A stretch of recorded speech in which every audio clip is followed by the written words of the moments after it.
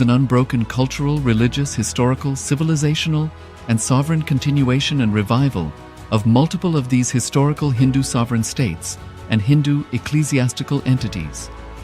The unbroken continuity of these ancient Hindu nations through KAILASA results in the legal recognition of KAILASA as per the international customary law, particularly the doctrine of continuity. The international law, the doctrine of continuity, implies that upheavals and revolutions within a country, changes in government, territorial adjustments, measures taken during military occupation, or other internal transformations do not negate the existence of the country, do not affect the legal personality and international obligations of the country or state. The Vienna Convention on Succession of States in Respective Treaties, 1978, addresses these principles of the doctrine of continuity as it outlines international law during situation of state succession or continuation. International law recognizes a state's legal personality by recognizing its identity. This perspective extends even during the period when the given state or country is annexed or occupied by a foreign power. Even in such cases, the legal personality of the state is considered to persist, enabling its subsequent re-establishment. Historical examples dating back to the 18th century include cases like Portugal and Genoa that were re-established after the Vienna Congress of 1815. More recent examples include countries such as Poland, Ethiopia, Czechoslovakia, Albania, and Austria that were re-established after World War II. Even when a nation is deprived of its territory, the nation continues to exist. Its sovereignty and international legal personality continues to persist. The Dalai Lama, as the spiritual and temporal leader of Tibet, exemplifies this principle. In 1959, the Dalai Lama was exiled and forced to flee. Despite the challenges faced, the Dalai Lama continues to advocate for the preservation of Tibetan culture and garners worldwide support for Tibetan autonomy on the global stage. Similarly, from 1309 to 1376, the Pope of Catholicism had been in exile in Avignon. Despite this, he was recognized as the head of state as well as head of the church and given full privileges of the position after their return to Rome. Even in 1861, much of the papal territories had been lost, leaving the Pope with no sovereign territory other than the papal residence and related buildings. Yet his temporal powers were still acknowledged. He was recognized as a head of state, and later, the Lateran Treaty of 1929 formally re-established papal sovereignty over the Vatican City.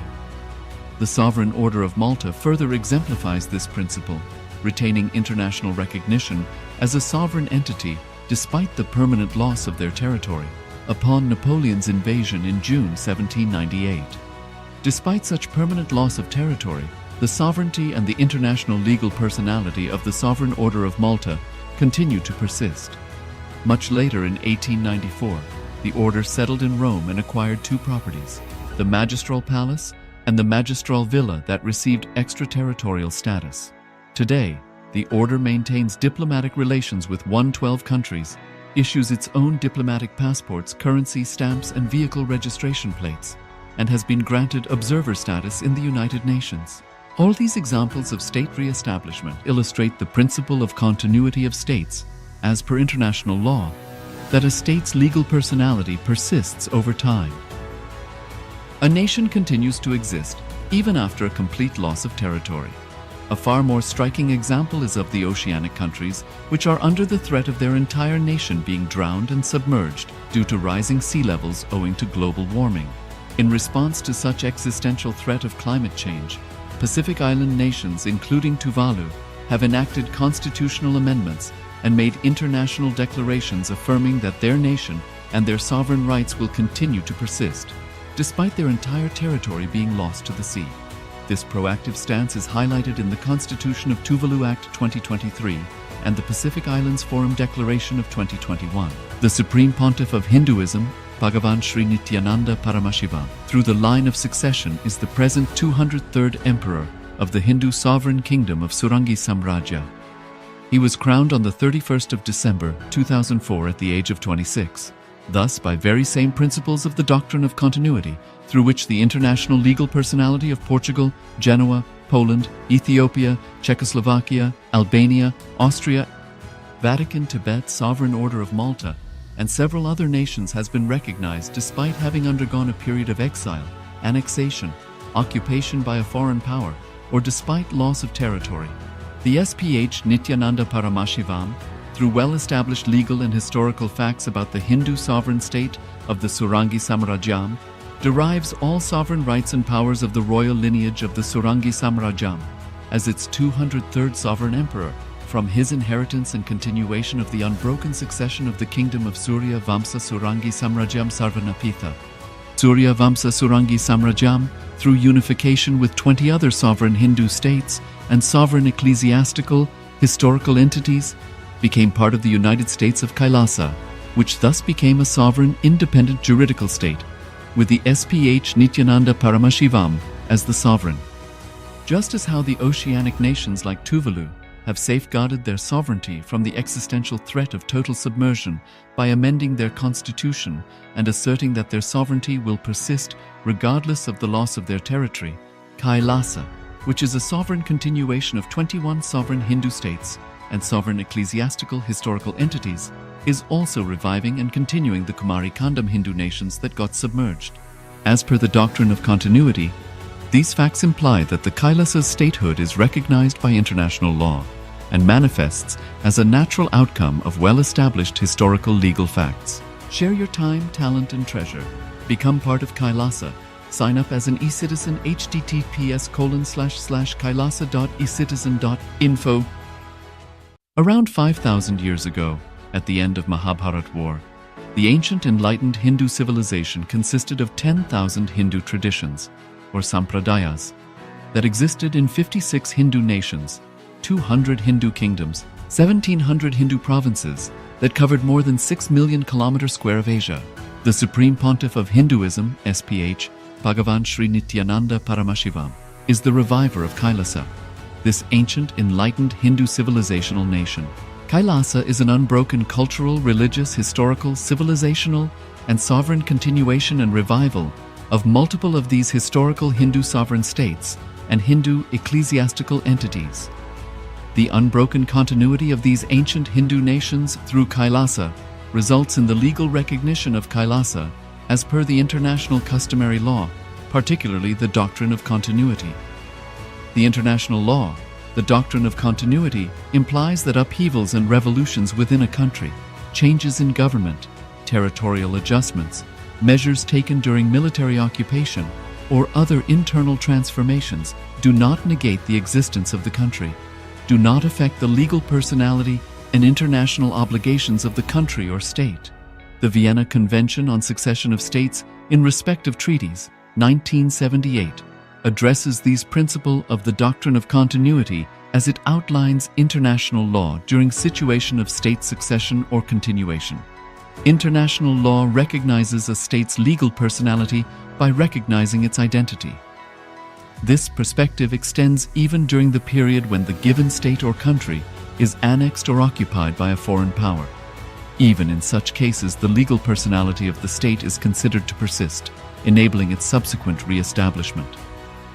Historical examples dating back to the 18th century include cases like Portugal and Genoa that were re-established after the Vienna Congress of 1815. More recent examples include countries such as Poland, Ethiopia, Czechoslovakia, Albania, and Austria that were re-established after World War II. Even when a nation is deprived of its territory, the nation continues to exist.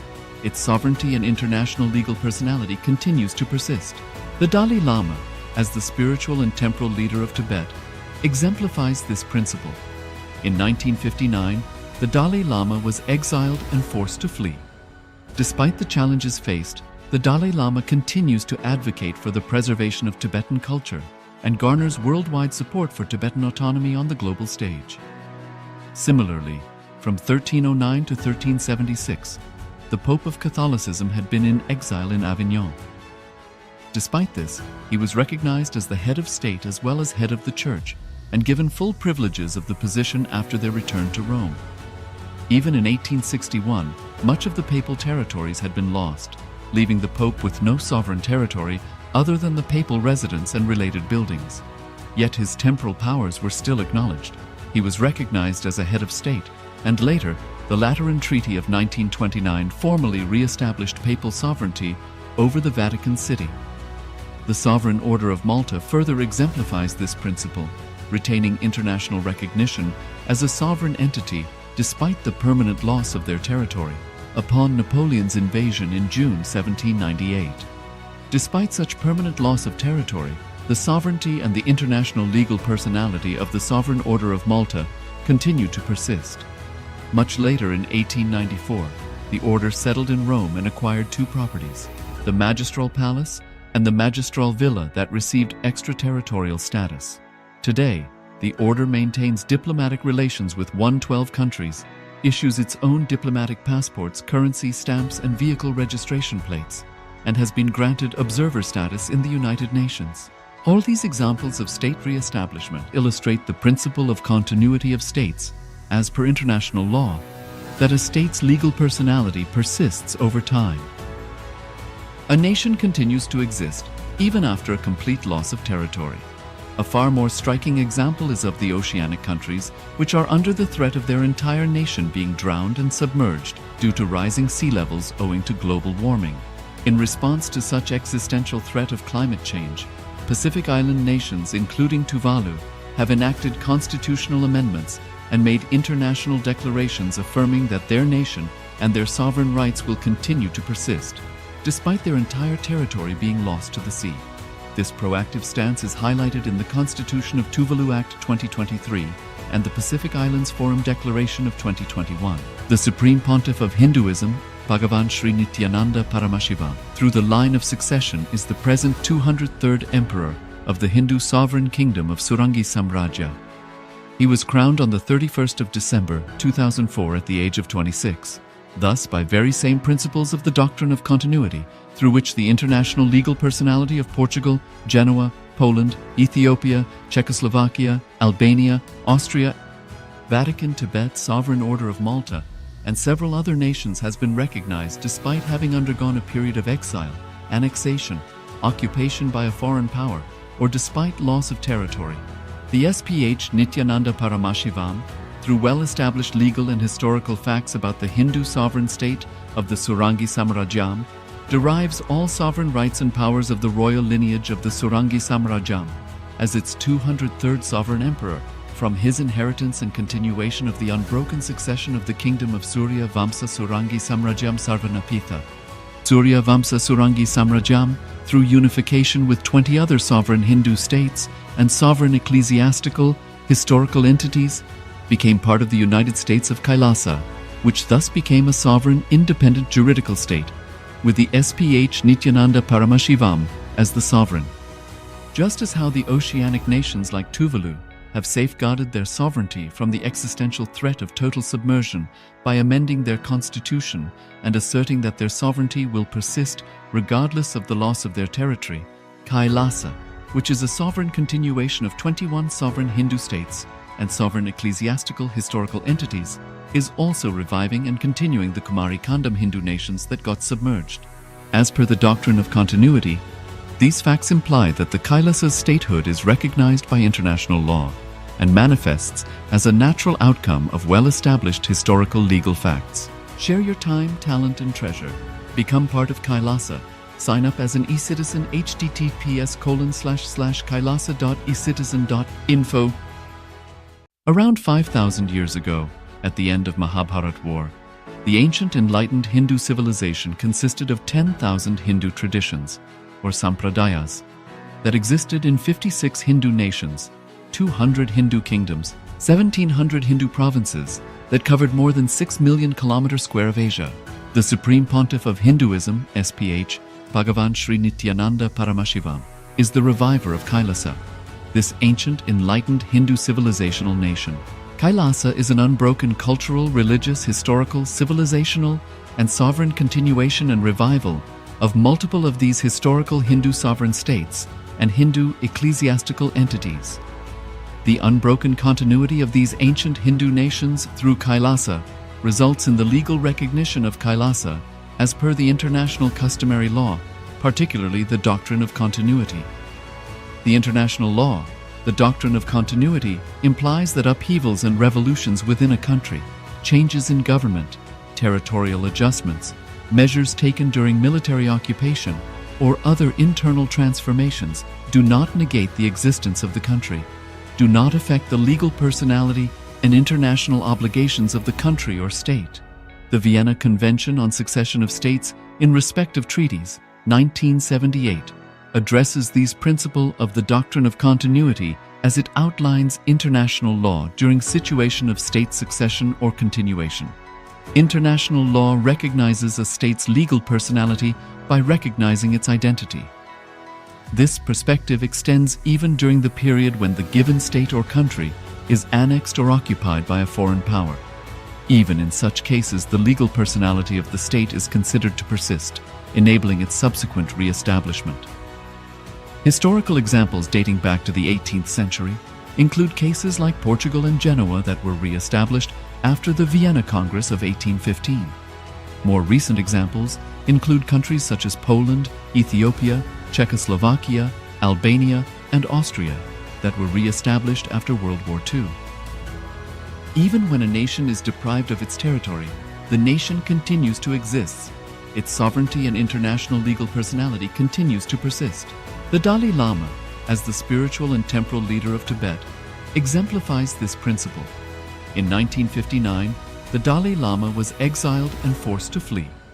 Despite the challenges faced, the Dalai Lama continues to advocate for the preservation of Tibetan culture and garners worldwide support for Tibetan autonomy on the global stage.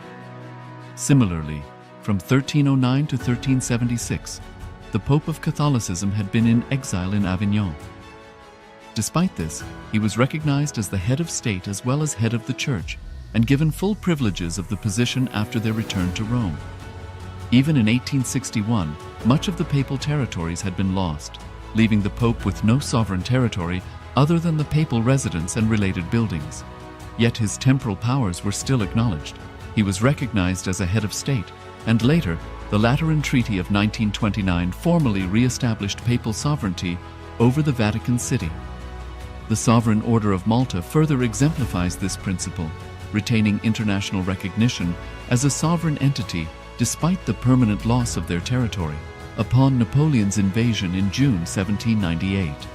Despite such permanent loss of territory, the sovereignty and the international legal personality of the Sovereign Order of Malta continued to persist. Much later in 1894, the order settled in Rome and acquired two properties, the Magistral Palace and the Magistral Villa that received extraterritorial status. Today, the order maintains diplomatic relations with 112 countries, issues its own diplomatic passports, currency stamps, and vehicle registration plates, and has been granted observer status in the United Nations. All these examples of state re-establishment illustrate the principle of continuity of states, as per international law, that a state's legal personality persists over time. A nation continues to exist even after a complete loss. Nithyananda Paramashivoham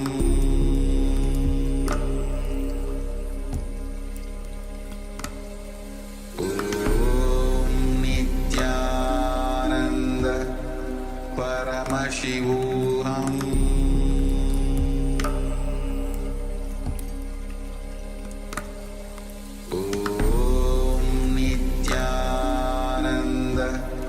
Paramashivoham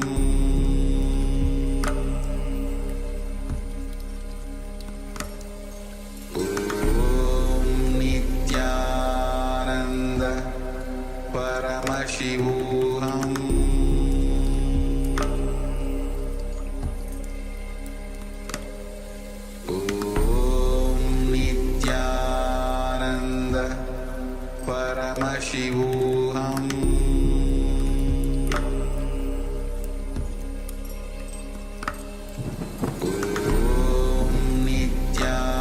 Nithyananda Paramashivoham Paramashivoham